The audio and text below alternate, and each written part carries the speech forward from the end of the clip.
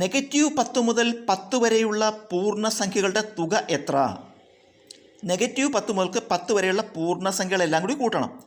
അപ്പോൾ അതിൽ നെഗറ്റീവ് സംഖ്യകളുണ്ട്. -10 മുതൽ പറയുമ്പോൾ നെഗറ്റീവ് സംഖ്യകളുണ്ട്, 10 വരെ പോസിറ്റീവ് സംഖ്യകളുണ്ട്, ഇടയിൽ പൂജ്യമുണ്ട്.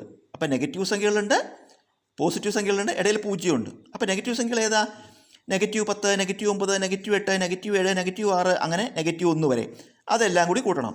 -10 plus -9 plus -8 plus etcetera plus -1, പിന്നെ 0 പ്ലസ് പിന്നെയോ 10 വരെ വേണം. അപ്പോൾ 1, 2, 3 അങ്ങനെ 10 വരെ പ്ലസ് 1 പ്ലസ് 2 പ്ലസ് 3 പ്ലസ് അങ്ങനെ 10 വരെ. ഇതെല്ലാം കൂടെ കൂട്ടുണ്ട്. ഇത് നമ്മൾ നോക്കുമ്പോൾ ഇത് ആദ്യം -10 അവസാനം +10. -10ഉം +10ഉം കൂട്ടിയാൽ 0 ഇനി -10 കഴിഞ്ഞ ഉടനെ അവിടെ -9.